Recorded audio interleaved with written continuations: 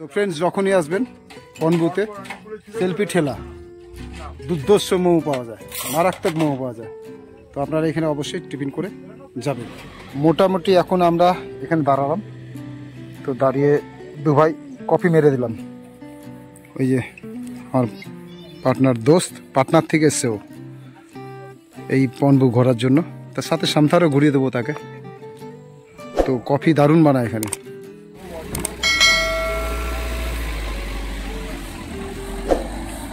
মোমো এটা হচ্ছে এখানকার ল্যাঙ্গুয়েজ, দাজুকে মানে দাদাকে দাজু বলা হয়। আহা, এখন আমরা মোমো ভক্ষণ করব। চলো শুরু করা যাক। তো ফ্রেন্ডস, এখন আমরা পনবু ডাঁড়া যে সেলফি ঠেলাতে এসে আমরা এখন মোমো খেলাম, কফিও খেলাম। দুটোই দুর্দর্শ বানায়, দু বোন মিলে চালায়, একজন লিজা একজন বারভিয়া। তো আপনারা যখনই আসবেন এই রাস্তা যখন উঠবেন কালীঝোড়া থেকে, তো প্রথমে এই ঠেলাটা পাবেন আপনার। খুবই সুন্দর, দারুণ খাবার বানায়, আপনি একবার একটু খেয়ে দেখুন। তো আমরা এখন খেয়ে দিয়ে সামতারের দিকে আমরা এগোবো। চলুন ফ্রেন্ডস, আমরা ব্রেকফাস্ট করে নিলাম। এখানে দেখতে পাচ্ছেন সব দোকান। এখন এই আমার ছোট্ট বোনটাকে টাটা আলবিদা করে যাচ্ছি। লু লাগে লাগে মানে হচ্ছে আমাদের বিদায়। চলুন এগিয়ে যাই।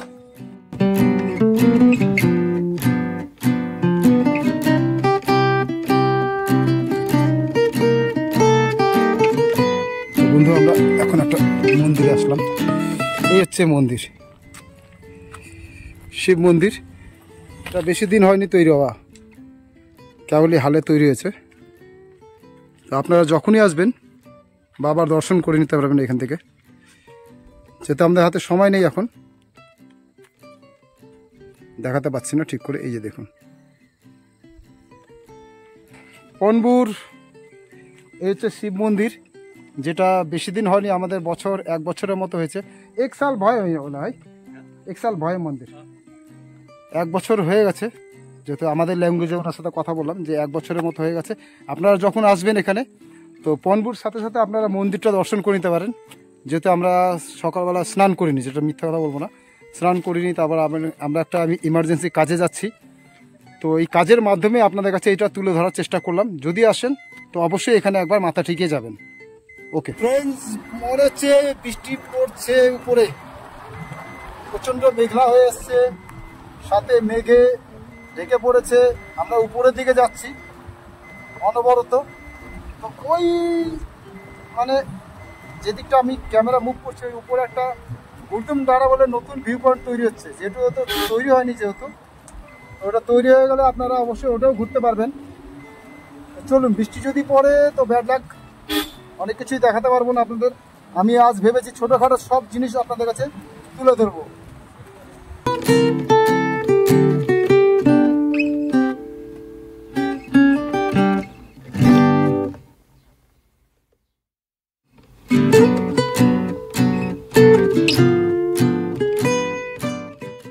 যাওয়ার রাস্তা হচ্ছে এইটা, আমরা যেহেতু উপরে যাব না, ওই রাস্তাটা। বৃষ্টি মোটামুটি শুরু হয়ে গেছে। বর্ষাকাল হচ্ছে এই একটা সমস্যা, কখন বৃষ্টি পড়বে কখন কি হবে বোঝা খুব কঠিন। সামনে আপনি একটা প্রপার্টি দেখতে পাবেন, যেই প্রপার্টিটার নাম হচ্ছে মঞ্জুশ্রী ধাম। খুব সুন্দর প্রপার্টি, নতুন হয়েছে। এটা সামথার বলেই পরিচিত। চলুন এগিয়ে চলুন, আমি দেখাচ্ছি। এই যে উপরে যেটা দেখছেন ওটাই হচ্ছে মঞ্জুশ্রী ধাম, খুব সুন্দর। আপনারা এটা অনলাইনে বুক করতে পারেন। যেহেতু আমি এই উদ্দেশ্যে আজকে আসিনি, তবু আপনাদেরকে দেখালাম যে ছোটোখাটো বললাম, আজকে যা যা আছে ছোটোখাটো সব দেখাবো। এটা হচ্ছে মঞ্জুশ্রী ধাম। তো আমরা যাবো না, নিচের দিকে নেমে যাচ্ছি সামতারের দিকে। তো আমাদের 2 দাদা ভাই আছে, তাদেরকে আমি পিক আপ করবো। এই মঞ্জুশ্রী ধাম, এই যে রাস্তার দিকে এরকম দেখা যায়, পানি চালু হয়ে গেল।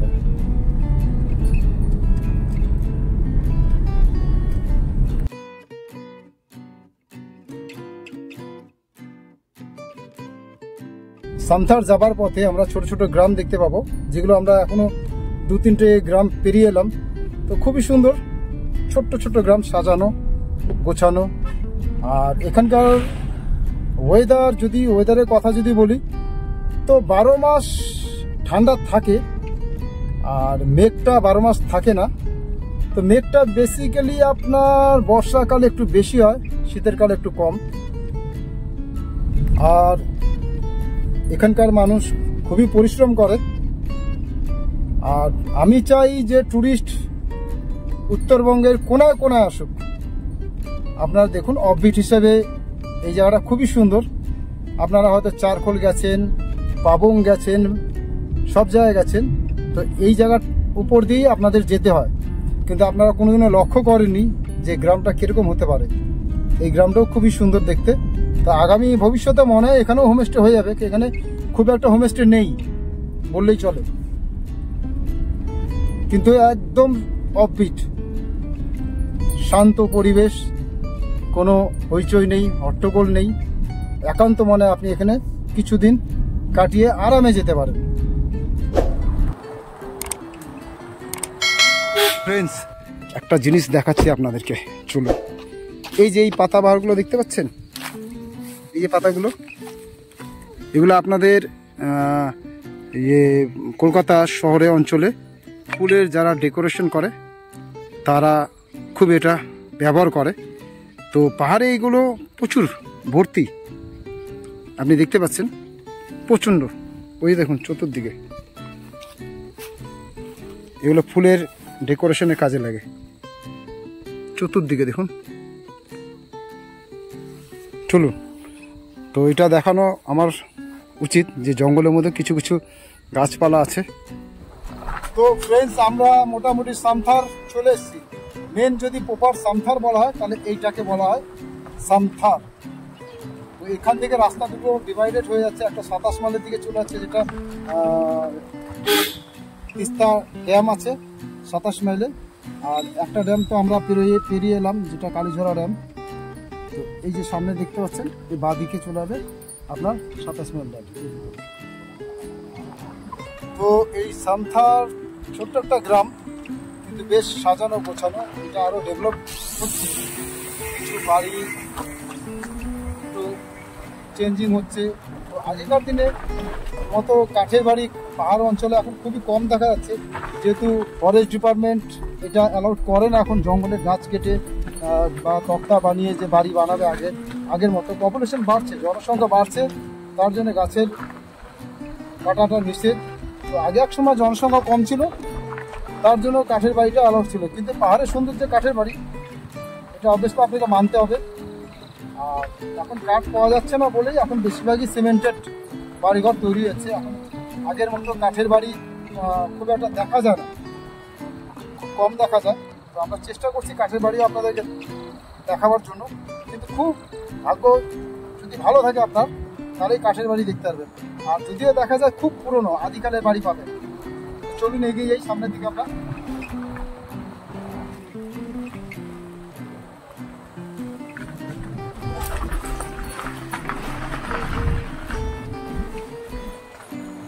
তো ফ্রেন্ডস, আরেকটা কথা বলি ড্রাইভার ভাইদের জন্য, আমার যদি ভিডিও দেখে থাকে তাহলে অবশ্যই লাইক, সাবস্ক্রাইব, কমেন্ট অবশ্যই করবে, কেননা এইটা ড্রাইভারদের জন্যও আমার ব্লগটা বেসিক্যালি মানতে হবে। মানে মেন হচ্ছে ড্রাইভারদের জন্য, তারপরে গেস্টরা খুঁটিনাটি জানতে হবে। আর ড্রাইভারদের হচ্ছে রাস্তা। আপনারা কোনো ড্রাইভার ভাই যদি এই রাস্তা ঢোকান, তাহলে এই রাস্তা দিয়ে আপনারা ঢুকে কালিম্পংয়ে বেরিয়ে যেতে পারবেন। কালিম্পং কীভাবে বেরোবেন, এখান থেকে বের হওয়ার পরে চারখোলের নাক ঢুকে আপনারা চলে যাবেন রেলির রাস্তায়। রেলি পার করে আপনার 11.5 মাইল পার করে আপনি কালিম্পংয়ের মেন রোডটা পেয়ে যাবেন।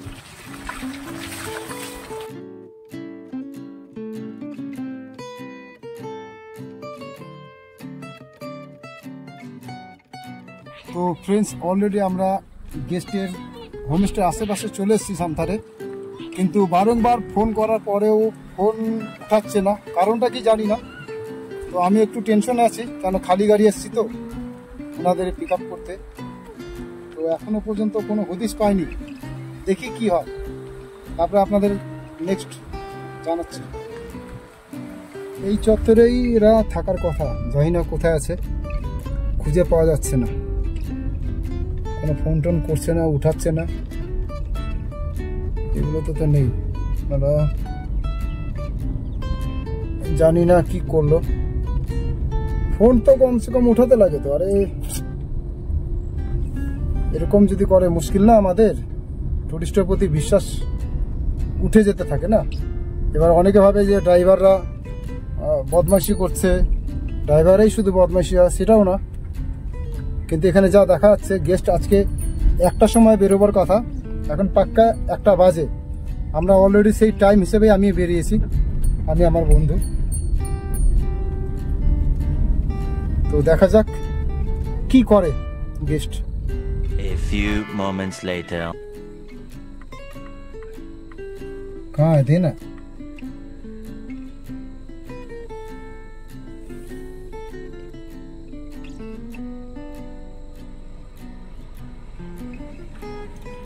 হ্যালো, এই যে কথা বলুন।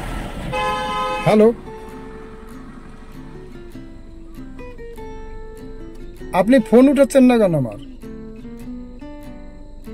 হ্যাঁ, ফোন উঠাচ্ছেন না কেন?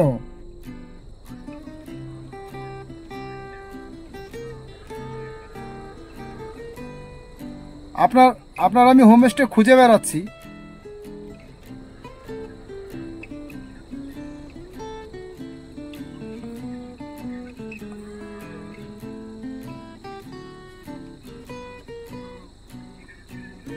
হ্যাঁ, মানে উপরের দিকে যেতে হবে।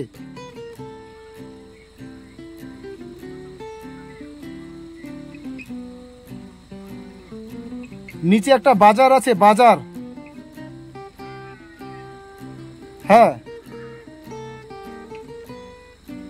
হ্যাঁ হ্যাঁ হ্যাঁ, আমার ফোনটা মনে হচ্ছে কেটে যাচ্ছে না কেটে দিচ্ছে, আমি কিছু বুঝতে পারছি না। ওনাকে দিন তো।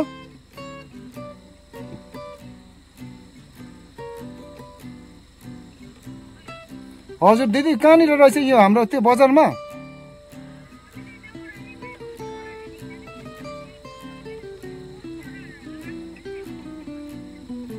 त्यो दुर्गा मोटरको त्यहाँनिर, दुर्गा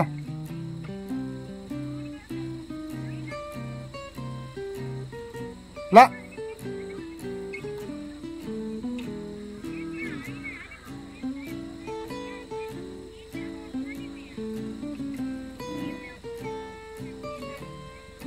ए अच्छा, बजारतिर जाने बम्पर छ एउटा, बजारमा बम्पर छ होइन? अच्छा, ल ल ल ल। হ্যাঁ, আরে আমি লামাডারার কাছে চলে এসেছি তো। হ্যাঁ, তো গাইস যাই হোক, পাওয়া গেল। হার্টবিট একটু কমলো, কেন যার মন যা ফাল দেয় তা, কেন আমরা ভাবতেই পারি, কেন এর আগেও আমার সাথে এরকম হয়েছে। তো ফ্রন্ট মাইন্ড, চলুন দেখা যাক কি হয়। ওনারা সামনে পেছনে গেছে। তো ফ্রেন্ডস, আমরা গেস্টকে খুঁজতে খুঁজতে অনেক দূরে বেরিয়ে গেছিলাম, কেননা গেস্ট ঠিক মতো নাম বলেনি। এখন যা নাম জানতে পারলাম, নিমজং। তো লামাডারা ছেড়েছিলাম গত 2 দিন আগে, তো আজ পিক আপ করতে এসেছি। লামাডারা রাস্তা হচ্ছে এইটা, খুব সুন্দর ভিউ আছে লামাডারাতে। তো ওখান থেকে নেমে আজকে আমরা নিচের দিকে যাব, যেই রাস্তা দিয়ে এসেছিলাম সেই রাস্তায় যাব। সেই রাস্তাটা হচ্ছে এইদিকে, মেঘের জন্য দেখা যাচ্ছে না। তো চলুন আগে যাই, পার্টিকে পিক আপ করি, কী ব্যাপার না ব্যাপার, কেন ফোন উঠাচ্ছিল না, সবই জানতে পারবো আমরা। নিমজং, নিমজং কোথায় আছে বাবা তুমি? নিমজং, চলো। এই বাজারটা আমরা এখনই ক্রস করে গেলাম। তো একে বলা হয় Deorali. You can see the writing on the pavement. Young kids, they're growing up in